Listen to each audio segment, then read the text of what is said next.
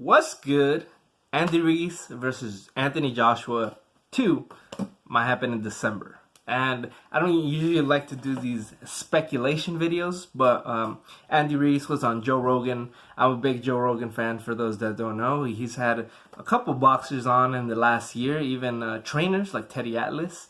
He had Lennox Lewis on recently, Mike Tyson, Tyson Fury, and Deontay Wilder before their fights, Kelly Pavlik. So he's had some pretty good podcasts in the last year, man. So I'd suggest you check all of those out.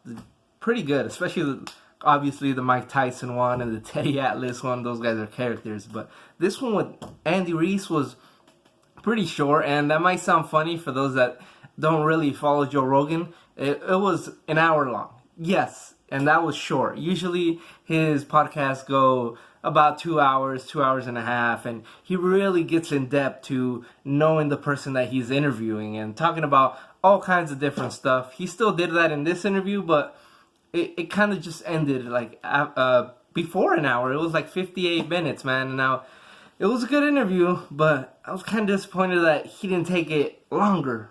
I wanted like 20 more minutes, 30 more minutes with Andy Ruiz. That would have been super cool. Maybe talk about the culture, the Mexican culture and all that. But he still got a lot in, talking about his career, how he was training with Freddie Roach, and he kind of trained himself in that fight with Joseph Parker, kind of trained himself. He was with Abel Sanchez, but he said it was mostly just him in the training camp. So, but what I want to talk about, 2 minutes into the video, right? That's how I roll. But he said the fight's gonna happen in December.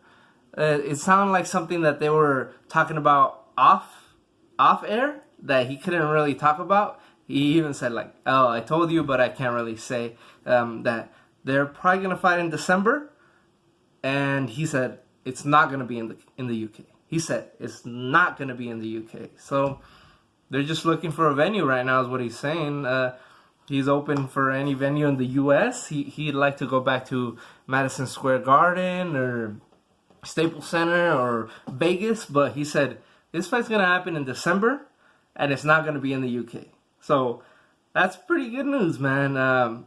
Especially since the recent controversy with Dillian Whyte and bad decisions in the UK. That's probably why he doesn't want to go to the UK, but maybe he just wants to stick to his home. He's the champion now, so he does have a little bit of leverage. And even Anthony Joshua, he came to the US for a reason in the first place, so kind of makes sense if he really believes that he's going to beat Ruiz in the rematch, to do it in the US, to do what he couldn't do in the first fight, to get an American audience to follow him, especially now, get an American audience to follow his career and knowing that he is vulnerable, but he could come back from a weakness. So that's very exciting. The rematch in December, somewhere in the US, that's pretty exciting. And if it's in LA, I would love to go, man. That'd be another great fight. I'd have to go with Ruiz. I think he has the style, the speed to beat Anthony Joshua, but we'll see. If Joshua's a great fighter, he will beat Ruiz. Or if he's a great fighter and Ruiz just has the style and has his number, then he will come back against someone else. Just because Ruiz beat Joshua doesn't mean Deontay Wilder would mop the floor with him. Doesn't mean Tyson Fury would box his ears off. He could still become a future Hall of Famer. I think he just needs to fight more often, be more active. Maybe, I know a lot of people have suggested this, but maybe stop hitting the weight so much. Maybe he's too heavy.